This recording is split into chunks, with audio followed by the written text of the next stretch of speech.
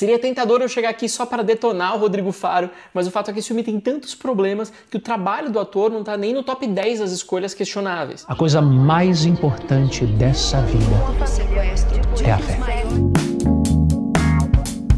Oi, eu sou Bruno Carmelo e hoje eu vim falar sobre o Silvio, biografia do Silvio Santos, dirigida pelo Marcelo Antunes. Já tá seguindo o canal do Meio Amargo? Clica aqui em cima, ativa as notificações para não perder nenhum vídeo novo. O filme chega às salas de cinema depois de uma curiosa campanha de marketing que teve sucesso em fazer com que o filme fosse de fato comentado e descoberto, mas talvez não pelas melhores razões. Os trailers, os teasers destacam só algumas frases de efeito muito fracas e ainda descontextualizadas que fazem o filme parecer muito pior do que ele realmente é. As primeiras fotos que foram liberadas à imprensa com uma maquiagem muito ruim do Rodrigo Faro também não ajudam em nada. Talvez cientes de que esse material viralizaria muito mais fácil, o que de fato aconteceu, os distribuidores apostaram numa imagem um tanto trash pro filme. A própria escolha do Rodrigo Faro foi questionada por muitas pessoas, especialmente depois do episódio da morte do Gugu, quando ao vivo ele não demonstrou muita empatia por um outro apresentador falecido. Além disso, a morte recente do Silvio Santos poderia dar essa impressão de que o projeto só queria surfar na popularidade, nas notícias da morte. É óbvio que o filme estava pronto há muito tempo, essa data de lançamento já tinha sido escolhida há muitos meses, desde o ano passado, e a única coisa que mudou nesse lançamento póstumo foi o acréscimo de uma espécie de minuto de silêncio ali no começo, e depois o filme seguiu do jeito que estava. A atuação do Rodrigo Faro é comprometida, ele está de fato se esforçando muito para fazer um bom trabalho como o Silvio Santos. Como a história se situa durante o sequestro dele dentro de casa, a gente tem pouco daquele Silvio mais conhecido, dos bordões, isso aparece de vez em quando nos flashbacks dos palcos, mas quando ele está ali na cozinha com o sequestrador ou conversando com os familiares,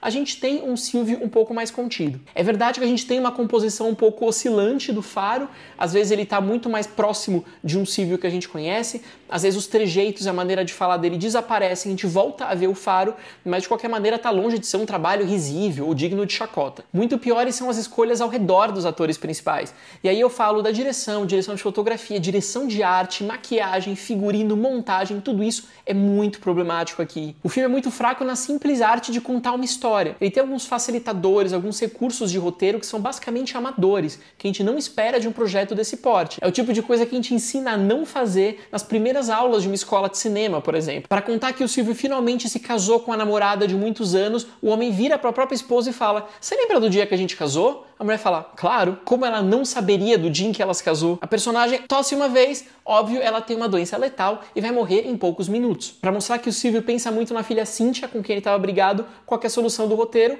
Botar o personagem falando em voz alta consigo mesmo. Ah, eu preciso ligar para Cíntia, preciso me desculpar com a Cíntia. Mas quem sozinho fala em voz alta consigo mesmo? O jovem Cenoura Bravanel está numa delegacia de polícia quando ele diz que sonha em ser locutor de rádio, e daí o delegado fala: "Ah, claro", abre a gaveta na frente dele, pega o primeiro cartãozinho profissional que ele tem à mão e é de um locutor de rádio. Ele fala: "Vai lá amanhã na emissora, você vai conseguir um trabalho." O que acontece também, porque obviamente todos os delegados têm cartõezinhos esperando na gaveta à sua frente. E daí chega a vez do sequestrador. Como mostrar que esse rapaz era muito fanático pelo próprio Silvio Santos desde criança? É evidente, é só fazer com que esse homem muito pobre também faça aviõezinhos de papel e fique lançando sozinho na sala da sua casa para mostrar que ele era muito fã. Depois, esse mesmo ladrão deixa todo o seu dinheiro espalhado no quarto de um hotel onde qualquer funcionário, qualquer faxineiro poderia entrar com a chave e vai dar uma voltinha. Esse é um roteiro repleto de incongruências, desses pequenos absurdos cena após cena. É como se o roteirista se deparasse com os problemas comuns de roteiro, do tipo, aqui eu preciso transmitir essa informação ao espectador, como eu vou fazer isso? Mas a solução é, bota alguém conversando com o outro e tá tudo bem, vamos lá, vamos filmar. A direção não fica atrás. Apesar de o filme ser focado nesse episódio do sequestro, quando o Silvio e o Fernando, interpretado pelo Jonas Oliva, estão dentro da cozinha, ele basicamente fica contando toda a história da vida dele, desde a infância, juventude, fama, amores, desamores, para, obviamente, informar o espectador. E nesse momento, o Antunes insere uma infinidade de flashbacks explicativos, com a montagem picotada, planos curtos, uma imagem mais chacoalhada, e apela para todos os clichês, todos os lugares comuns do sentimentalismo, como muito violino triste quando ele termina um relacionamento, ou música de tensão quando a polícia se aproxima. Todo tom ou toda intenção é sublinhado demais ao limite da caricatura. Por isso o cineasta insiste em dizer que Silvio Santos foi a melhor pessoa do universo. Melhor brasileiro, melhor comunicador, pessoa com mais lábia, pai mais religioso, mais querido, mais cuidadoso, mais crente em Deus, melhor empreendedor. Tudo o que você pode imaginar de qualidades e de virtudes são coladas ao Silvio. Mesmo as evidentes falhas de caráter, como o fato dele ter deixado uma esposa doente sozinha, para se focar na carreira, é mostrado como um momento de arrependimento para o personagem. Ou seja, sim, ele fez besteira, mas se arrependeu, reconheceu o seu erro e isso faz dele uma pessoa melhor. Afinal, quem não ama um homem arrependido? A propósito de redenções, Silvio faz um grande esforço para se aproximar de um filme religioso. De fato, o Silvio foi um homem conservador, mas o projeto faz o possível para aproximá-lo da figura de um pastor, de um padre.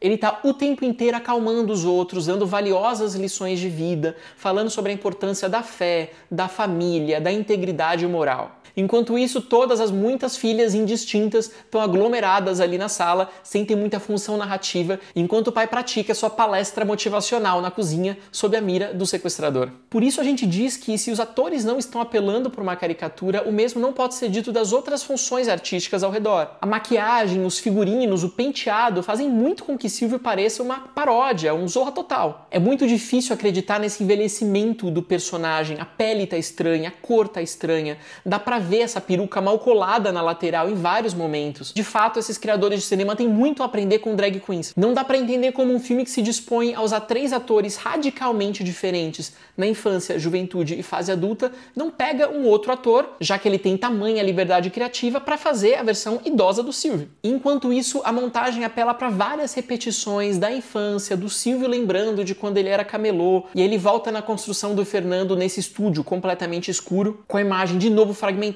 para dar a entender que, como ele é ladrão, ele era um sujeito um pouco psicótico, que tem surtos, que tem ataques, algo que não é necessariamente verdade a respeito do sequestrador. Mas essa montagem acelerada, picotada, é feita justamente para associar o ladrão a uma espécie de alucinação, enquanto o Silvio seria o contraponto, um sujeito paterno, sábio, cuidadoso, uma espécie de mestre Yoda da televisão brasileira, numa fusão bastante contemporânea de coach com líder religioso. E aqui vale a pena resgatar essa ideia do filme total. Na indústria norte-americana a gente tem esse conceito, esse mito do filme total, que ao invés de apelar para um segmento do público ou outro, tentaria falar com todo mundo ao mesmo tempo. Um filme que seria simultaneamente uma comédia, um drama, um suspense, um filme de ação, que tentaria se comunicar com as mulheres e com os homens, com as pessoas mais velhas e com as crianças, com os conservadores e com os progressistas, enfim, com todo mundo. Essa é uma utopia, mas a gente teve mega produções super engenheiradas, como Os Vingadores, por exemplo, que se aproximavam dessa busca. Guardadas as proporções, é claro,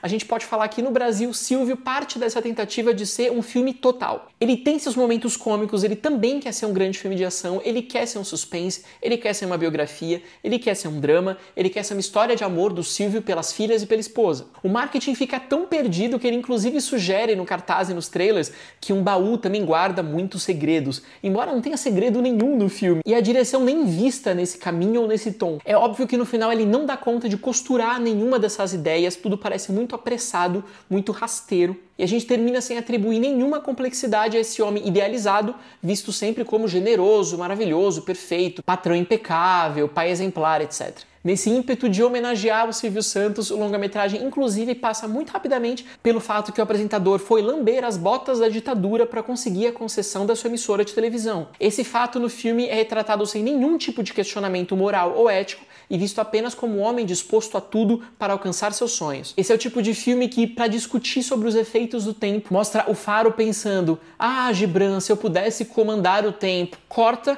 para a imagem de um relógio. Corta para ele nos palcos falando tempo, maestro! Ou seja, a gente associa tempo com tempo com tempo. Esse é o nível de sofisticação que a gente encontra na linguagem e na narrativa.